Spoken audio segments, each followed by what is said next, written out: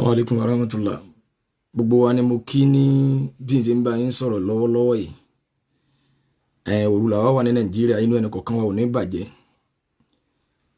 Mo ti sùn ní alẹ́ òní tẹ́lẹ̀ ni àwọn àfáà kan bá pè mí wọlé pé Àfá Saheed sọ àwọn ọ̀rọ̀ kan. Ó sọ àwọn ọ̀rọ̀ kan. Wọ́n ló lé mi gan mo ní kó mọ bọ́ àwọn àfáà kan bọ̀ ìyẹn kọ́ ni mo tẹ̀ kọ́kọ́ fẹ́ sọ ní wọ́n ló ní àwọn àṣírí kan wà lọ́wọ́ ohun tí òun fẹ́ tú.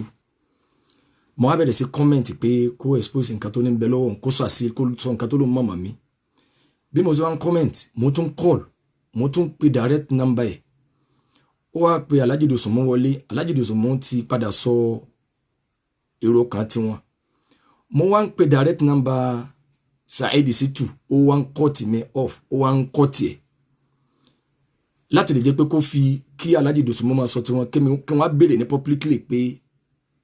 Alhaji Dosunmu láwọn gbé mọ́tò fún mi. Ẹ̀kejì ńjọ́ àkọ́kọ́ tí Alhaji Dosunmu promise mi ní mọ́tò. Ta ló kọ́kọ́ sọ pé Alhaji Dosunmu sọ pé àwọn máa gbé mọ́tò fún yín? Kó tó di pé ọjọ́ tí mo sọ pé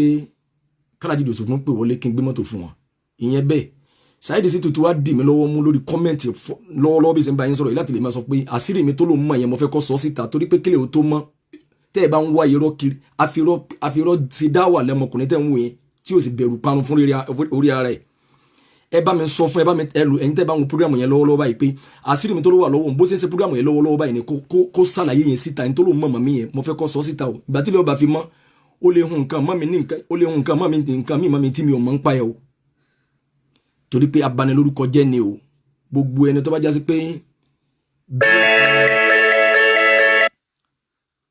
jásí pé ẹnìkan kan má pè mí for now ẹ jọ̀ọ́ ẹ má pè mí for now. Ẹ má pè mí for now. Ẹ jẹ́ kí ó ti mọ́ mi dúró ó dẹ̀ ń sọ pé mo máa sírí kan mọ̀ mí tó bá wá lọ bẹ́ẹ̀ ẹni tí òun náà bá fẹ́ kí ọmọ Ádámọ̀ ò tí ràn mọ́ ẹ jọ̀ọ́ ẹ bá mi pè wọlé lórí program Saheed Shittu for now pé kó sọ àṣírí mi yẹn lálẹ́ yìí ìgbà tílẹ̀ bá máa fi mọ́ mi mọ́ tó lè ṣe o torí pé àtìràn mọ́ni ní o ọ̀daràn ẹ̀dá ni ẹ̀dá kan nítorí Ọlọ́run torí pé mi náà máa ṣe program láàárọ̀ àmọ́ kó sọ àṣírí mi yẹn nísìn ẹ jọ̀ọ́ ìtì mo sọ pé kí n sáré ṣe fídíò yìí nìyẹn tí mọ́tò Alhaji Dosunmu torí mo ti hide orúkọ wọn tẹ́lẹ̀ ó ti kọjá kí n máa hide orúkọ wọn báyìí sìn ẹ̀yin lẹ gbé mọ́tò tọrẹ ẹnìkan wá ń lo orúkọ yín wípé téwò ìbá sọ máa lè tálàjì yẹn náà bá jẹ́ pé torí tọ́lọ́run náà fi sóore yẹn ó yẹ kí wọ́n lè sọ fún tọ̀hún pé kò yẹ kí wọ́n ibẹ̀ ń fẹ́ nìyẹn náà èmi ṣe tèmi fọ́lọ́run ni Alhaji Dosunmu sọ pé àwọn ọ̀rá Àfá Saheed náà àwọn ò tí ì ríra àwọn rí face to face rí àwọn kan ṣe àwọn sórí pé bóyá báwọn mọ special ń bè ká àwọn mọ́ ń bì kankan ẹ jẹ́ kí Saheed Shittu ọ̀sán tó ló mọ̀ mí yẹn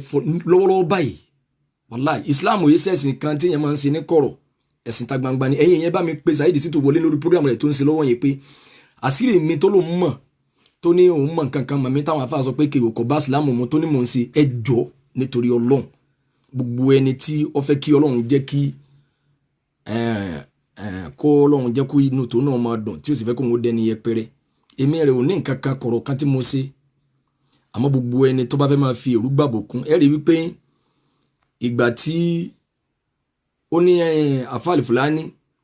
wọ́n ń tẹ láìkì nígbà tí mo ń ṣe program lọ́wọ́ ìyẹn ló jẹ́ olówó ọ̀rọ̀ àfáà jáde ń ṣe pé àfọ̀ ọkọ̀ mọ́sálásí máa ṣe ẹ̀sìn nìyẹn sá ìyẹn ni pé gbogbo ẹni tó bá ti sì ọ́ lọ́ọ́ máa lọ wá mistake wọn ṣe mọ̀ pé aláburú ẹ̀dá nìyẹn gbogbo ẹni tó bá nílà káyì ọmọkùnrin yóò ṣiṣẹ́ fún Islam o ọmọkùnrin yóò ṣiṣẹ́ fún Islam o ó dàbí pé ọ̀pọ̀lọpọ̀ àwọn èèyàn tí wọ́n ń pè wọlé lórí program ẹ̀ tí wọ́n ń yìn tí wọ́n ń ṣàdúrà fún ó dàbí pé ọ̀pọ̀lọpọ̀ bóyá kò sí làákàyè lórí ọ̀pọ̀lọpọ̀ àbí kó jẹ́ wípé wọn kì í ṣe mùsùlùmí ni o torí wípé èmi ń ṣe program lọ́wọ́ ṣé gbogbo ẹni tó bá wá ń tẹ láìkì lọ́dọ̀ tiẹ̀ lèmi ò mọ̀ dárúkọ wọn ní mọ̀ pé wọ́n lẹ́ni ibi Àfá Abdul Fattah ẹ jọ̀ọ́ ẹ má kọ́mẹ́ǹtì tí ọba tẹ́ ẹ bá ti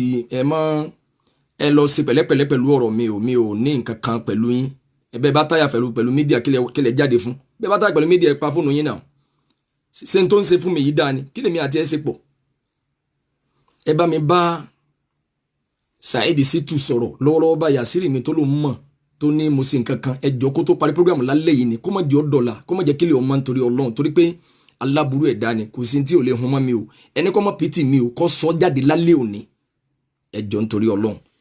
ẹjọ́ màá máa tẹ̀síwájú láàárọ̀ lórí wípé kí ló bí tó fi ń sọ̀rọ̀ àfáàlì fúlàní lọ́wọ́lọ́wọ́ báyìí wọn láfààlì fúlàní sí ọ̀tẹ́lẹ̀ ajéjá sí pé gbogbo ẹni béèyàn bá láyà dáadáa ní ìsìn tí bá ń ṣe program lọ́wọ́ tó bá jẹ́ pé ẹni tó nífẹ̀ẹ́ rẹ̀ ni kò lè kọ́mẹ̀ntì tí bá ń ṣe program lọ́wọ́ àfẹ́ni tó bá rí pé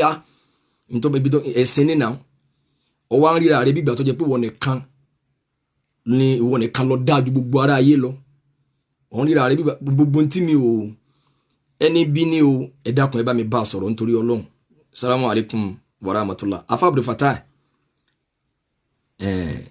mo nígbàgbọ́ nínú Kùránì àmọ́ ẹ̀yin yẹn náà lè máa ń sọ wípé bọ́lọ́run bá rí ọ jíyàn náà ò rí ọ mi ò ní nǹkan kan mi ò sẹ́mà tí ó bá wá ń lé àwọn ọ̀rọ̀ kan mọ́ mi báyìí tó dẹ̀ ń lọ bẹ́ẹ̀ mo ń pe nọ́mbà mo ń pe direct ó ti dì mí lọ́wọ́ mú mi ilé kọ́mẹ̀ntì mọ́ mo tún pe direct call ẹ̀ ó tún dì mí lọ́wọ́ mú mo tún wọ́n jẹ́ kí n kọ́mẹ̀ntì mọ́ wọ́n jẹ́ kí n pe wọ́n jẹ́ kí n ṣé bala sẹ́mà ẹ mọ tẹ́ bá ti táyà pẹ̀lú mídíà Alfa Abdul Fattah ẹ mọ̀ bẹ́ẹ̀ lẹ́nu mo ń ṣe program láàárọ̀ lẹ́nu kí ni sẹ́túlàsì ní kẹ́ mọ́ kọ́mẹ̀ntì bẹ́ẹ̀ bá táyà pẹ̀lú mídíà ẹ̀ pé ní tí mò ń sọ yẹn èèyàn ń bú mi láti bí oṣù méjì ẹ̀ lè lọ kọ́mẹ̀ntì síbẹ̀ pé sẹ́sìn Islam sí lélẹ́yìí mo wá sọ̀rọ̀ ọjọ́ kan gbogbo yín bẹ̀rẹ̀ sí sọ nǹkan kan ọ̀rọ̀ tí mo sọ láàárọ̀ àná Saheed Shittu kò lè lé ọ̀rọ̀ mi yẹn bá ọdún mẹ́wàá kò lè lé bá mi ò irọ́ ló ń pamọ́ mi ò ẹ bá mi sọ fún àṣírí mi tó ní bẹ lọ́wọ́ ẹni kò sọ síta lálẹ́.